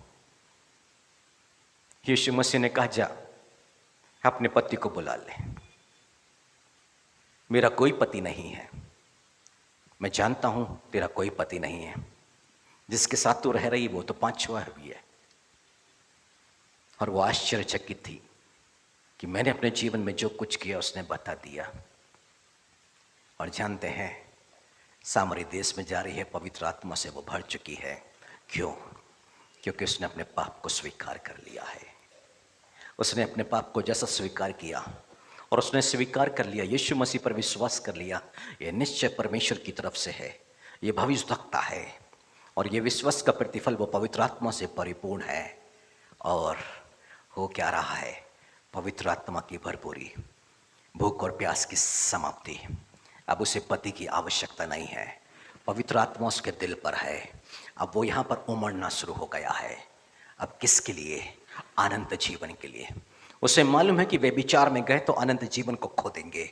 उसको मालूम है कि वे विचार में यदि दोबारा गए, अब शरीर पर बीमारी और कमजोरी और दुर्बलताएं और असफलताएं और ये मन के अंदर में अशांति और अशांति और अशांति, अपने ही लोग अपने कैसे नजर आने लग जाएंगे, दुश्मन के तौर पे नजर आने लग जाएंगे। वहां शत्रुता पैदा हो जाएगी, शत्रुता पैदा हो जाएगी। और इसलिए अब वचन पर आगे बढ़ना है। अनंत जीवन की भूख और प्यास जो है उसके लिए आगे बढ़ना। ये कौन कायल करेगा? पवित्र आत्मा कायल करेगा। इसके लिए हमारे मना करने से मनुष्य नहीं मानेगा, हमारे समझाने से मनुष्य नहीं समझेगा, पर जिस दिन पवित्र आत्मा आ जाएगा मनुष्य को एहसास हो जाएगा कि वो पापी है। क्योंकि लिखा है, वो जो पवित्र आत्मा जो मैं अपने पिता मेरे नाम से तुम पर भेजेगा ना, वो तुम्हें पाप के विषय में निरुत्तर करेगा, पाप के विषय में कायल करेगा। वो न्याय के विषय में और धार्मिकता के विषय में वही पवित्र आत्मा है जो एक मनुष्य को बता देगा कि तुम पाप पर पाप किए जा रहे हो और इस पाप से आजाद होने की आवश्यकता है। न्याय के विषय में वो कायल कर देगा, यदि इस पाप से नहीं निकले तो ये वाला न्याय तुम्हारे ऊपर में आ जाएगा। हालेलुया। परमेश्वर आज क्या कर रहा है? हमारा जो परिश्रम है, यहां पर जो तनाव पैदा करते हैं ना, सोच सोच के इसके बारे में, ये कब सुधरेगा, कब सुधरेगी, कब ऐसा होगा, कब ऐसा होगा, कोई तो दिन आए प्रभु इसका तो उद्धार कर, ये सब सोच के परेशान होने की आवश्यकता नहीं। प्रभु चाह रहा है बस इतनी सी प्रार्थना करो कि उसके पवित्र आत्मा के भरने के लिए दुआ कर दो और मैं पवित्र आत्मा डेल दूंगा। Hallelujah, hallelujah. और पवित्र आत्मा आ जाएगा, वहां सब कुछ बदल जाएगा। उसको सिखाने की जरूरत नहीं, बताने की जरूरत नहीं, वो समझ में आ जाएगा उसको क्या पाप है और क्या धार्मिकता की बातें हैं, उस पर आगे बढ़ना है। उसको कोई सिखाने की आवश्यकता नहीं है, वो पवित्र आत्मा के फलों से अपने आप भरना शुरू हो जाएगा। अब बाइबल यहां पर ऐसा कहती है, जब तक आत्मा ऊपर से हम पर ना उंडेला जाए और जंगल फलदायक बारी ना बने और फलदायक बारी फिर वन ना गिनी जाए, तब उस जंगल में न्याय बसेगा। और उस फलदायक बारी में, जो जंगल को बारी में बदल दिया पवित्र आत्मा के आने से, वहां पे धर्म रहेगा। धर्म, परमेश्वर की धार्मिकता जो है वो यीशु मसीह है। उस बारी में अब कौन है? यीशु मसीह। अब देखो क्या हो रहा है आगे। और धर्म का फल मतलब यीशु मसीह के प्रेजेंस का फल क्या होगा? शांति, शांति। हालेलुया। पीसफुल लाइफ, शांति से भरा हुआ मन। ये मन अब शांत नहीं होता है। Hallelujah, hallelujah. यीशु मसीह के आगमन का फल शांति, और शांति का परिणाम आगे लिखा है सदा का चैन रहना। अब शेर जैसी आवाजें नहीं डराएंगी। शैतान दहाड़ते हुए सिंह की नाई घूम रहा है, वो आवाज अब आपको नहीं डराएंगी। भेड़िए की आवाज आपको नहीं डराएंगी। जंगल में कहीं बैठे हैं तो सांप के आने का डर नहीं होगा। रात को सो रहे हैं तो उल्लुओं की आवाजें आपके अंदर में भय को उत्पन्न ना करेंगी। Hallelujah, hallelujah. जंगल के अंदर में जुगनू जुगनू जुगनू कितने लोगों ने देखा है? देखा है। अंधेरे में जब जुगनू चमकता है तो सोचो, ऐसा लग रहा है कुछ आंखें आपकी तरफ में देख रही हैं, कुछ लोग आपकी तरफ में देख रहे हैं। भय पैदा हो रहा है। ये सब भय से आजादी, क्योंकि लिखा है यहां पे शांति का फल परिणाम क्या है? सदा का निश्चिंत रहना है। अब किसी भी तरह से डर और भय नहीं है। पर कब? जब तक ऊपर से आत्मा ना उंडेला जाए। निकोदेमुस यीशु मसीह के पास में आ गया है और कहता है जब तक कोई परमेश्वर की ओर से ना हो तो ये चिन्ह दिखा नहीं सकता जो तू दिखाता है। अब यीशु मसीह ने इस बात को आगे बढ़ाना जरूरी नहीं समझा, और यीशु मसीह ने क्या कहा? जब तक मनुष्य नए सिरे से ना जन्मे वो परमेश्वर के राज्य को देख नहीं सकता। परमेश्वर के राज्य को देख नहीं। आ जाइए गलातियों के नाम पत्र में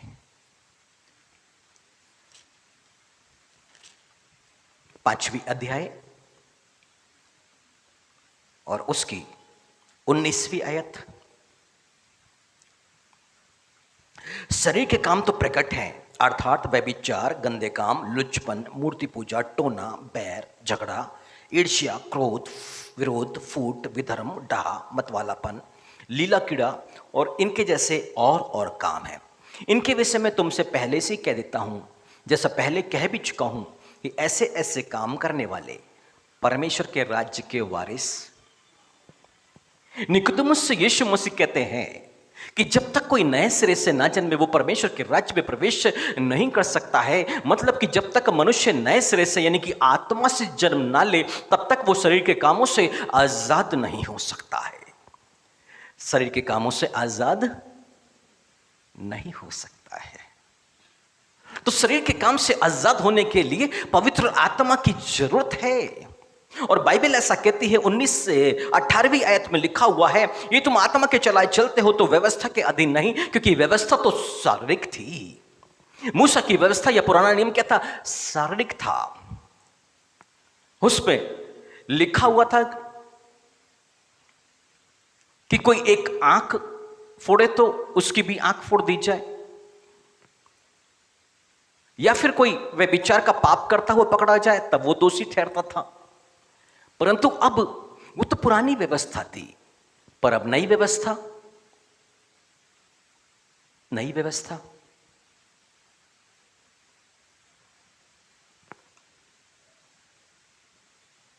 कोई किसी स्त्री की तरफ गलत सोच के साथ देखे, व्यभिचार हो चुका।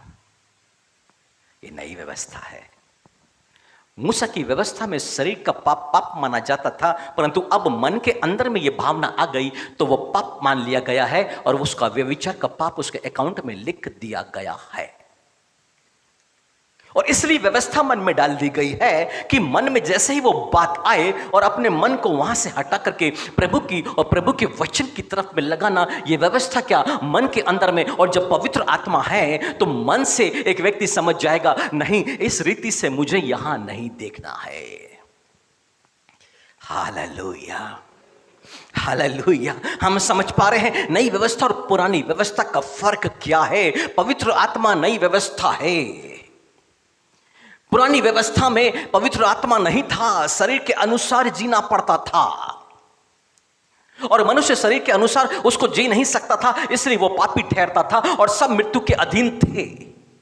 पर नई व्यवस्था में पवित्र आत्मा का पाना जरूरी है, और जब पवित्र आत्मा का इंसान पा लेगा उसको पवित्र आत्मा गाइड करेगा क्या सही और क्या गलत है। मनुष्य क्रोध कर देता है और क्रोध करने के बाद में फिर वो लगता है कि मैंने गलत कर दिया, पर पुरानी व्यवस्था के अंदर में मनुष्य को यह एहसास नहीं होता था। यानी कि जो नई व्यवस्था में आ गया है वो पवित्र आत्मा को पाने के बाद में नई व्यवस्था और परमेश्वर के राज्य में आ गया है। और यहां पर ऐसा लिखा है 22वीं आयत पर आत्मा का फल प्रेम, आनंद, शांति, धीरज, कृपा, भलाई, विश्वास, नम्रता और संयम है। ऐसे ऐसे कामों के विरोध में कोई भी व्यवस्था। और जो मसीह यीशु के हैं उन्होंने शरीर को उसकी लालसाओं और अभिलाषाओं समेत क्रूस पर चढ़ा दिया। जो मसीह उन्होंने क्या किया? अपनी लालसा को क्रूस पे चढ़ा दिया। तो मसीह यीशु का कौन है? प्रभु यीशु मसीह का कौन है? आपको आत्मग्लानि में डालना नहीं चाहता हूं, आपको उत्साहित करना चाहता हूं। पवित्र आत्मा आपको उत्साहित कर रहा है। मसीह यीशु के कौन है? रोमियो के नाम पत्र 8वीं अध्याय उसकी 9वीं आयत।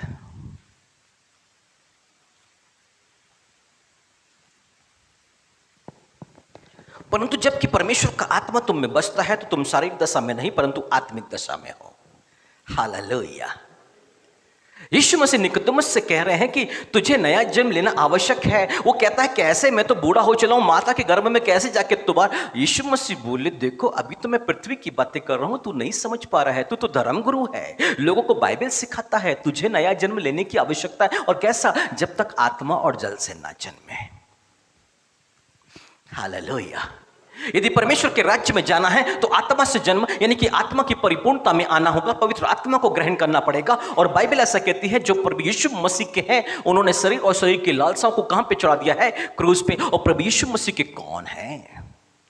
बाइबल कहती है परमेश्वर का आत्मा तुम में बसता है तो तुम शारीरिक दशा में नहीं परंतु आत्मिक दशा में हो। यदि किसी में मसीह का आत्मा नहीं तो वह उसका जन नहीं। हालेलुया। यदि किसी में प्रभु का आत्मा नहीं तो वह उसका जन। इसलिए पवित्र आत्मा को पाना है। एक एक इस मत्ती में लिखा है तो उसका नाम यीशु रखना। वह अपने लोगों का उनके पापों से उनका उद्धार करेगा। उसके लोग कौन? जो पवित्र आत्मा को पा चुके और जो पवित्र आत्मा के चलाए चल रहे हैं। Hallelujah, hallelujah. इसलिए हमें क्या चाहिए है? पवित्र आत्मा। और जहां पवित्र आत्मा नहीं वहीं सारे पाप होते हैं। और जहां पवित्र आत्मा है वहां पाप होना बंद हो जाएगा और ऐसा व्यक्ति अनंत जीवन पर आगे बढ़ जाएगा। हालेलुया। बाइबल एक वचन और ले लेते हैं। रोमियो में ही 8 उसकी 11वीं आयत में यदि उसी का आत्मा यानी कि मसीह का आत्मा, परमेश्वर का आत्मा जिसने यीशु को मरे हुए में से जिलाया तुम में बसा हुआ है। परमेश्वर का आत्मा जिसने अपने पुत्र यीशु मसीह को क्या किया? मृतकों में से जिला दिया, जीवित कर दिया। और कैसे? पवित्र आत्मा के द्वारा। अब वही परमेश्वर का आत्मा यदि हमारे अंदर में है तो आगे लिखा तुम में बसा हुआ है। तो जिसने मसीह को मरे हुए में से जिलाया वह तुम्हारी नश्वर देह को भी अपनी आत्मा के द्वारा जो तुम में बसा हुआ है जिलाएगा। हालेलुया। तुम्हारी नश्वर देह को भी। ये देह एक दिन समाप्त हो जाएगी, कब्र में डाल दिया जाएगा। सब कुछ मिट्टी है जो मिट्टी में मिल जाएगा। और उसके बाद क्या होगा? यीशु मसीह का आगमन निकट आ चुका है। कल भूकंप आया, कितनों को मालूम है? नेपाल। और आज जितने भी जो इस पर गहन अध्ययन करते हैं वो आज से कुछ ज़्यादा नहीं कुछ साल के बाद में इंडिया में तबाही की बात करने लग गए हैं। क्यों? क्योंकि ये लगातार एक के बाद एक झटके आते जा रहे हैं। और एक के बाद एक झटके जो अभी भोपाल तक झटका आया है वाला सेंटर नेपाल था जहां पर 150 के आसपास 125 के लोग मर गए हैं। दिल्ली में वो झटके लगे थे और वो झटका इतना ज़्यादा था कि 3.9 के आसपास में उसकी जो तीव्रता होती है वो भोपाल और उसके आसपास के क्षेत्र में महसूस किया गया है। ये लगातार बढ़ता जा रहा है। अभी एक हफ्ते पहले भी आया था, नेपाल केंद्र था, उसके कुछ महीने पहले भी आया था। आप देखें तो साल 2 साल के अंदर में ये तेजी से अब समय कम होता जा रहा है इसका झटके आने का। और यीशु मसीह ने कहा कि उसके आगमन से पहले जगह जगह भूकंप होंगे। यीशु मसीह के आने के चिन्ह प्रकट होते चले जा रहे हैं। और इस वक्त कलीसिया को क्या चाहिए है? जागृत होकर के पवित्र आत्मा से भरने के लिए प्रार्थना, अपने लोगों के लिए पवित्र आत्मा से भरने के लिए प्रार्थना। उनका जीवन कैसे होगा, क्या करेंगे, इस बात की आप चिंता ना करें। बाइबल कहती है उसकी धार्मिकता की खोज करें। पवित्र आत्मा आया है मतलब परमेश्वर की धार्मिकता वहां आ गई है। अब बाइबल कहती है यदि तुम उसकी धार्मिकता और उसके राज्य की खोज करोगे तो बाकी सारी चीजें तुम्हें यूं ही मिल जाएगी। हाँ, उस जंगल में यदि वो धार्मिकता आ गई ना तो सारी चीजें उसको यूं ही मिल जाएंगी। उसकी चिंता आप ना करें, उसकी चिंता आने वाला कल करेगा और वो परमेश्वर करेगा। परिवार के उन सदस्यों की चिंता आप नहीं, आपको सिर्फ इतनी चिंता करना है कि किसी भी रीति से ये पवित्र आत्मा से परिपूर्ण हो जाए। हालेलुया। तो आइए खड़े हो जाएं और आज प्रार्थना करें। शांत ना रहें आज कलीसिया। वो अपने ओठों से आवाज निकलने दें, वो धन्यवाद बोलना शुरू करें, वो हालेलुया बोलना शुरू करें, पर शांत ना रहें। लगातार उस गुणानुवाद करते रहें और विश्वास करें कि यीशु मसीह परमेश्वर का इकलौता पुत्र मसीहा है, हमारा उद्धार करता है। वो परमेश्वर का इकलौता पुत्र मनुष्य बनकर के इस पृथ्वी पर आया है। उसने हमारे पापों को, अपने अधर्मों को जो अब तक करते आ रहे हैं उसको अपने ऊपर में लेके क्रूस का दुख सहा है। उस पापों की सजा मृत्यु थी, वो यीशु मसीह ने अपने ऊपर में ले लिया है। वो प्रभु यीशु मसीह क्रूस पर मर गया, उसके बाद उसको दफनाया गया, तीसरे दिन मृतकों में से जी उठा है और जो जी के उठा वो पवित्र था और परमेश्वर के दाहिने विराजमान है।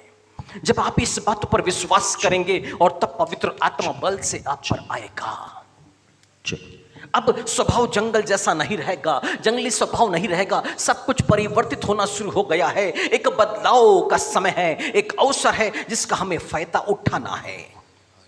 बाइबल ऐसा कहती है अवसर को बहुमूल्य समझो, अवसर को बहुमूल्य समझो। और एक अवसर हमारे पास में आ गया है, एक बदलाव का, जंगल से बारी में बदलने का, जंगल से बारी में बदलने का, क्रोध से प्रेम में आने का, अशांति से शांति में आने का, दुख से आनंद में आने का समय। यीशु मसीह ने कहा मैं तुमसे दोबारा मिलूंगा, दोबारा, और तब तुम आनंद से भर जाओगे। ये वो समय है आनंद से भरने का।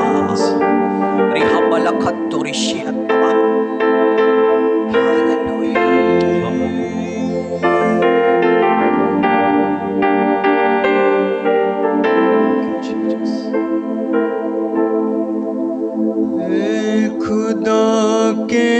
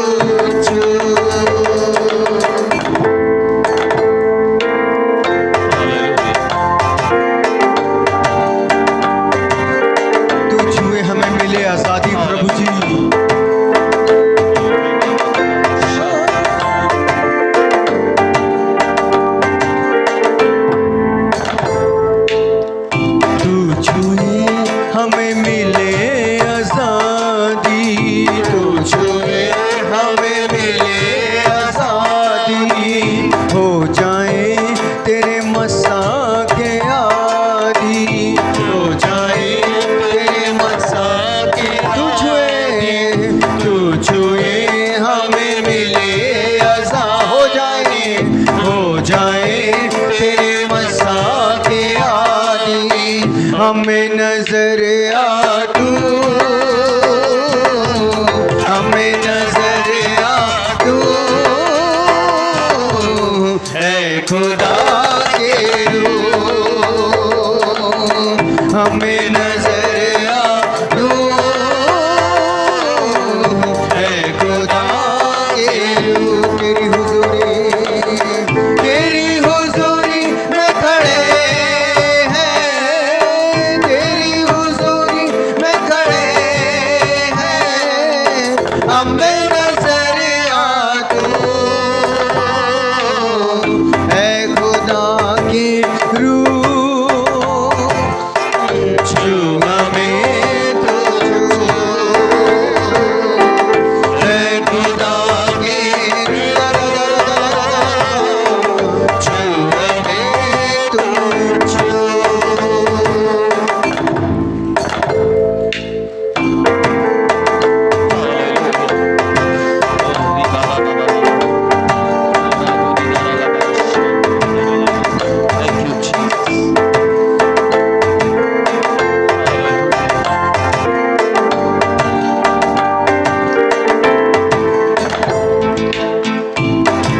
बारिश अब तू कर दे, रूह की बारिश अब तू कर दे, अपने मसा से हमको भर दे, अपने मसा से हमको भर दे, रूह की बारिश अब तू कर दे, अपने मसा से हमको भर दे, हमें नजर आ तू, हमें नजर आ तू, है खुदा के रूह, हमें नजर आ तू, है खुदा के रूह। तेरी हुजूरी में खड़े हैं, तेरी हुजूरी में खड़े हैं, हमें नजर आ तू, ररदाने ररदरमशे, छमे ररदरदरदया, है खुदा के रूह,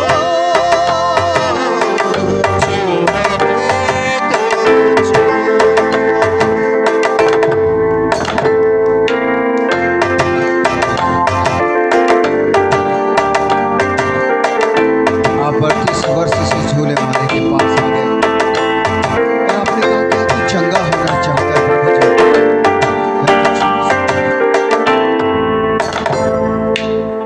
पर तुलमई को तूने छुआ है,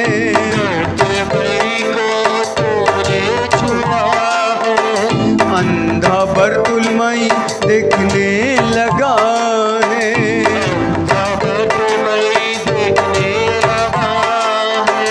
बरतुलमई को तूने छुआ है, अंधा बरतुलमई देखने लगा है, हमको भी तू आज छू, हमको भी तू आज छू, है खुदा के रूह, हमको भी तू आज छू,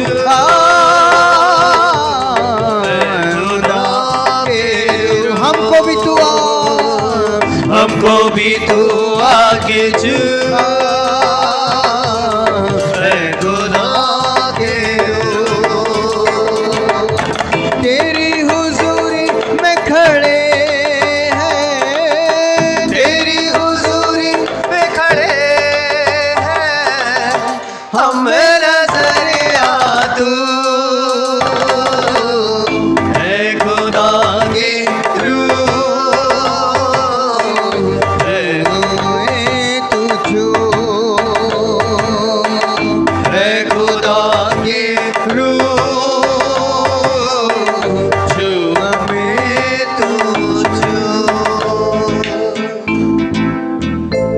परमेश्वर ने आज वचन में प्रकट किया। हे सुखी स्त्रियों, उठकर मेरी सुनो। हे निश्चिंत पुत्रियों, मेरे वचन की ओर कान लगाओ। हे निश्चिंत स्त्रियों, वर्ष भर से कुछ ही अधिक समय में तुम विकल हो जाओगे। आज से परमेश्वर का समय शुरू हो रहा है। 1 साल से प्लस कुछ समय परमेश्वर दे रहा है कि वो वापस एक जंगल में तब्दील हो जाए। उसके पहले हमें सुख विलास का जीवन छोड़ करके, निश्चिंता का जीवन छोड़ के अभिषेक से भरने के लिए प्रार्थना करना है। अपने परिवार के उन सदस्यों के लिए आप प्रार्थना करना शुरू करें। अभिषेक मांगे अपने लिए भी। यीशु मसीह ने कहा, मेरे लिए नहीं, अपने लिए और अपनी संतानों के लिए रो। इस वक्त आप दुहाई देना शुरू करें। कोई भी शांत ना रहे, प्रार्थना करना शुरू करें।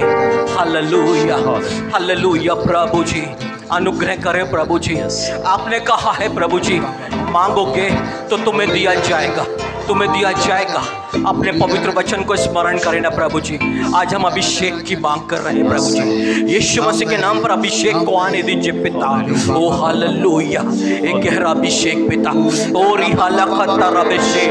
तेरे लोग प्रभु जी अन्य अन्य भाषा बोलने लग जाए, तेरे लोग पवित्र आत्मा से भरने लग जाए पिता। यीशु मसीह बढ़ाते अपना हाथ, बढ़ाते बढ़ाते बढ़ाते। ओ देखिए, भरना शुरू कर दिया, भरना शुरू कर दिया। एक नया नया जीवन शुरू हो गया, नया समय शुरुआत के लिए। Hallelujah, hallelujah. वो भर रहा है, वो भर रहा है आपको, अपनी आत्मा से भर रहा है। ओ रिबा बाबा बरजेंद्र मतमा उंदल खंडर अभिषेंद्र तितमा इंद्र अभिषेक बजोकोतमा। Hallelujah, hallelujah. रिहंद्र अभिषेंद्र तमा ओरि खंडर अभिषेक तितमा। हालेलुया। बारे बारे बारे बारे बारे बारे बारे बारे बारे बारे अभिषेक जुए को तोड़ रहा है। बारे बारे बारे बारे हालेलुया। जोर से हालेलुया बोले, आत्मा में भरे जा रहे हैं आप। Hallelujah, hallelujah, hallelujah. आंखों को बंद करके दुहाई दे हालेलुया और देखिए प्रभु अभिषेक करेगा। हालेलुया। रिहंतर अभिषेक तमा। ओ हालेलुया, हालेलुया। रिहंतर अभिषेक तमा। Hallelujah, hallelujah, hallelujah. याहीर की बेटी को तूने छुआ है, उसके स्पर्श करने का समय है। बेटी को तूने छुआ है, मुर्दा बेटी जिंदा हुई। आप लोग प्रार्थना करते रहे, हालेलुया बोलते रहे, अभिषेक को पाते जाए। हमको भी जिंदा तू कर,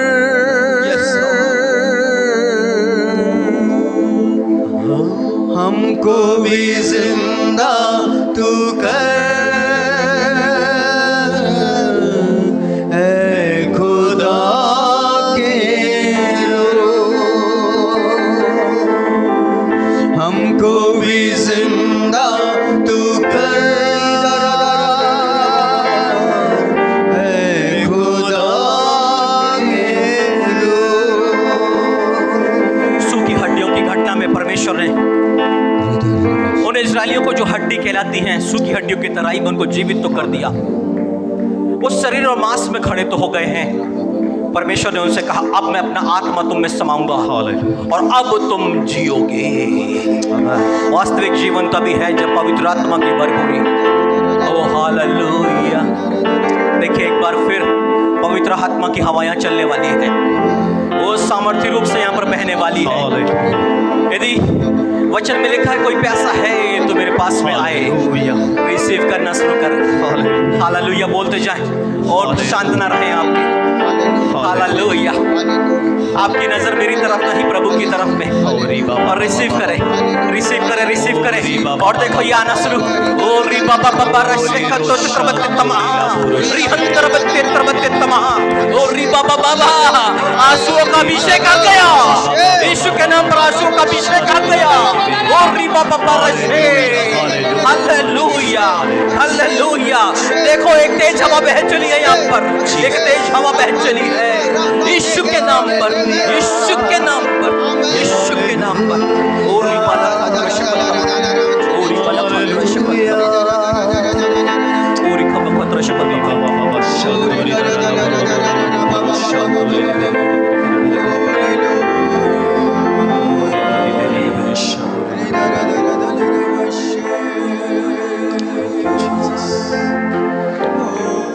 हालेलुया,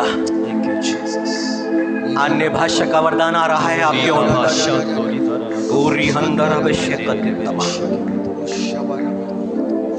वो जंगल को समाप्त कर रहा है परमेश्वर, क्योंकि आत्मा ऊपर से उंडेला जा रहा है। स्वर्ग खुला हुआ और जंगल फलदायी बारी में तब्दील हो चुका है। वहां पे धर्म आ चुका है। धर्म का प्रतिफल शांति, और शांति का परिणाम सदा का चैन और निश्चित रहना है। ओ हालेलुया। वो यीशु मसीह जब यहाँ पर मौजूद है, जिसने आपकी कमजोरी, आपकी दुर्बलता और आपकी बीमारी को अपने ऊपर भी लिया है। देखो, आप किसी भी बीमारी से ग्रसित क्यों ना हो, इस वक्त आपकी बीमारी को वो आपसे दूर कर रहा है। यीशु के नाम पर आपकी कमजोरी जा रही है, आपकी दुर्बलता जा रही है, आप चंगे हो रहे हो। यीशु नाज़री के नाम से उसका भला पवित्र आत्मा आपको स्पर्श करके चंगा कर रहा है। यीशु के नाम पर, यीशु के नाम पर, यीशु के नाम पर, यीशु के नाम पर चंगाई, यीशु के नाम पर चंगाई। ले लो, ले लो, ले लो, यीशु के नाम पर चंगाई को ले लो, यीशु के नाम पर चंगाई को ले लो। ओ हालेलुया, हालेलुया। पूरी हल्ला खातर हालेलुया, हालेलुया। धन्यवाद मेरे यीशु मसीह, आप हमारे बीच मौजूद हैं, अद्भुत कार्यों को कर रहे हैं। आप चंगा कर रहे हैं, मन को शांति दे रहे हैं, दिल को आनंद से भर रहे हो प्रभु जी। आपका धन्यवाद, धन्यवाद, धन्यवाद, धन्यवाद। प्रार्थना करें। स्वर्गीय पिता, ये दिल धन्यवाद से भरा है प्रभु जी, क्योंकि आपने एक नया मार्ग दिखा दिया है प्यारे पिता। परिवार के लोगों को सही राह पर लाने के लिए प्रभु जी, भटके लोगों को सही दिशा देने के लिए आज आपने बहनों को और जितने माता पिता यहाँ पर है प्रभु जी, आपने हम सबको एक राह दिखा दी है पिता। इसके लिए धन्यवाद देते हैं प्रभु जी। और आज आपने वचन को पहुँचाकर अभिषेक भी उंडेल दिया, इसलिए धन्यवाद प्यारे पिता। आपने याहीर की बेटी को चंगा किया, आज आपने हमारे मन को चंगा कर दिया है, धन्यवाद। अपने अभिषेक से भर दिया, धन्यवाद। और आज आपने हमारी बीमारियों को भी अपने पर उठा करके हमें चंगाई दे दी है, धन्यवाद प्यारे पिता। धन्यवाद देते हैं पिता, प्रिय पुत्र की संगति में बुलाकर आज हमें तृप्त करने के लिए धन्यवाद। धन्यवाद देते हैं पिता, अपने दास को भी माइटी यूज करने के लिए धन्यवाद प्यारे पिता। धन्यवाद देते हैं प्रभु जी, ऐसे दास को आपने हमारे बीच में रखा है प्रभु, जिनके माध्यम से आप हमसे बोलते और बातचीत करते पिता। इस्राएल के लिए आपने मूसा को रखा था प्रभु, धन्यवाद देते, धन्यवाद पिता। प्रभु इस वचन को हम ग्रहण करते पिता, हम अपने हाथों को उठा करके वचन को ग्रहण करते प्यारे पिता। बस इसी के अनुसार चलने के लिए जो अभिषेक और सामर्थ आपने दी है, बस इसी पर आगे बढ़ने का अनुग्रह आपने दिया है, इसके लिए धन्यवाद देते पिता। सब बातों में आपको सर्वश्रेष्ठ स्थान देते, आपने दुआ को सुना इसलिए धन्यवाद, मसीह यीशु के नाम से।